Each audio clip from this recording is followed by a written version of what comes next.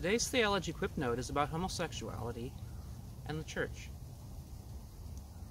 It's been somewhat of a contentious topic, and so I thought a good place to start would be with the kind of language that I'm going to be using in this video. I was introduced to the concept of people-first language quite a few years ago, and it was in the context of disability, so that's where I'm going to start.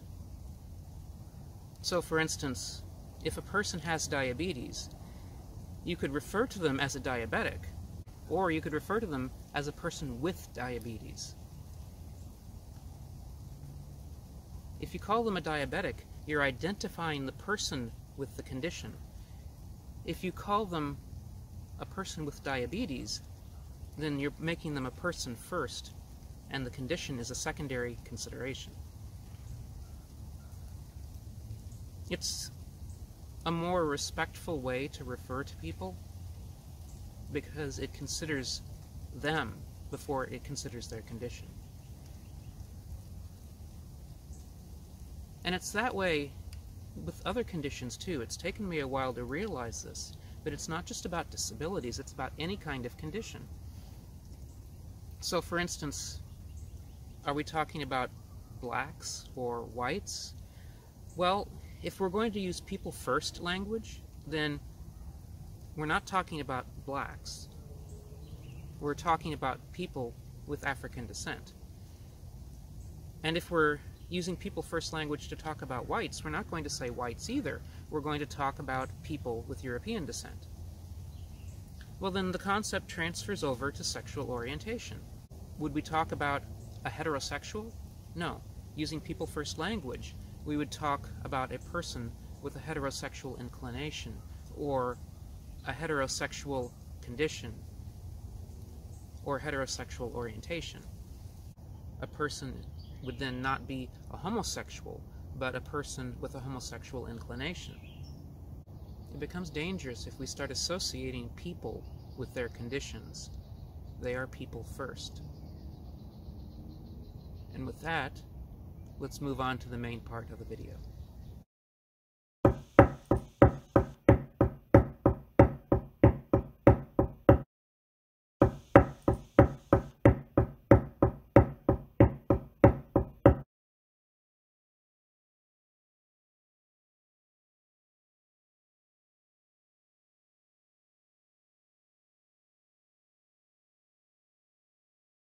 Jesus echoed the Old Testament mandate that we love our neighbor as ourselves.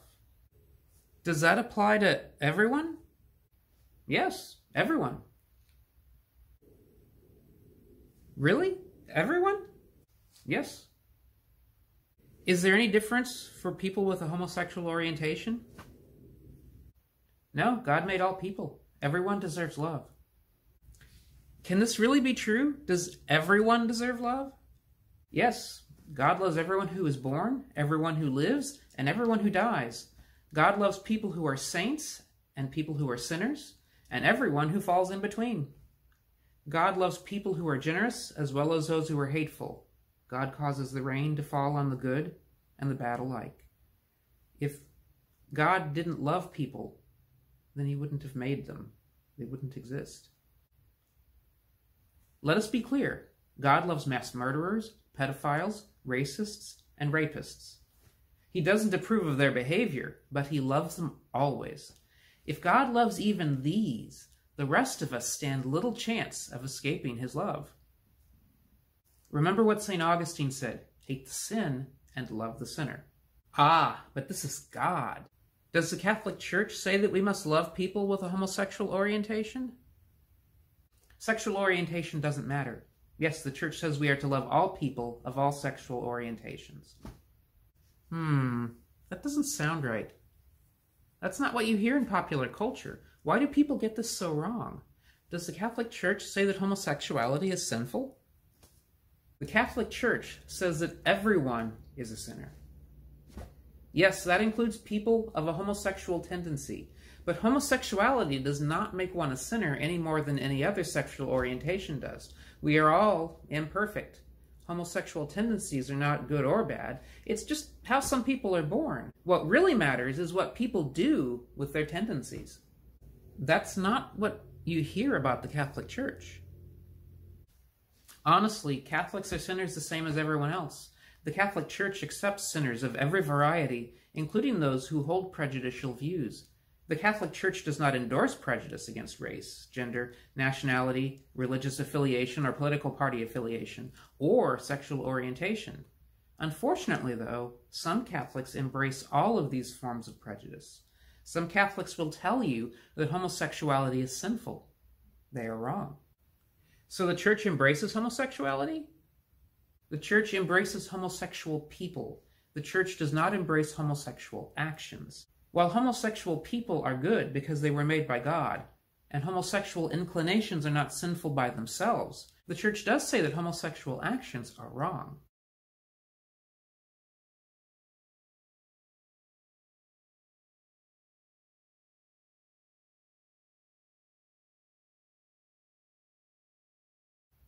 The Church asks people with a homosexual inclination to refrain from acting on those inclinations.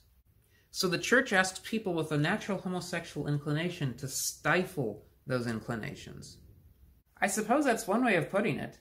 All are born with a tendency to sin. When we say that baptism wipes away original sin, that does not mean that we no longer have a tendency to sin. Look around you. Crimes are as likely to be committed by baptized people as unbaptized people. Baptism does not really remove our tendency to sin. What it does is it lets us know that we are not bound by those tendencies. We are free to choose.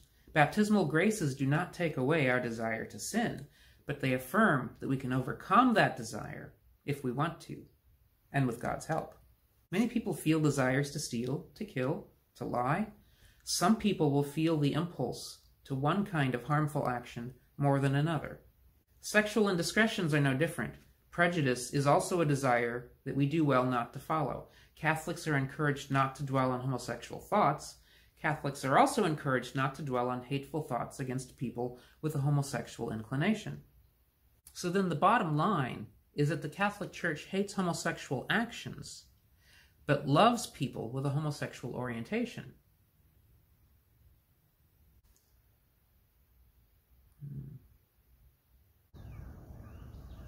Hate the sin and love the sinner. That is what we said, isn't it? It can be a useful concept, but apparently it's not always useful. In this case, it makes it seem like the person and the actions are on equivalent terms, but they aren't.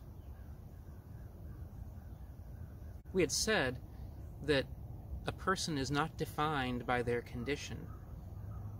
They're also not defined by their actions.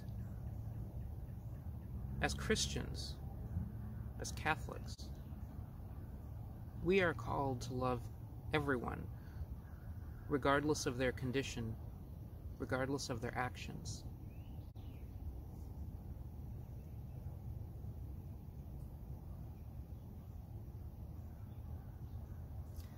When Jesus says, love your neighbor as yourself, he's speaking about loving action.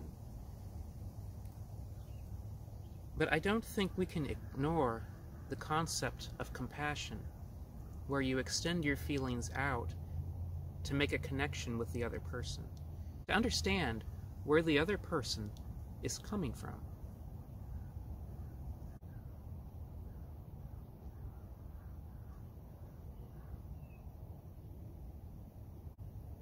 As Catholics, we are called to treat our every neighbor as another self.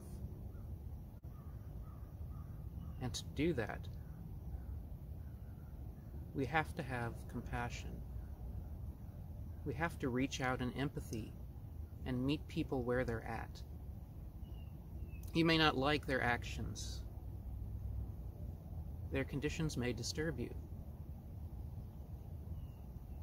But we are called to meet them first as people.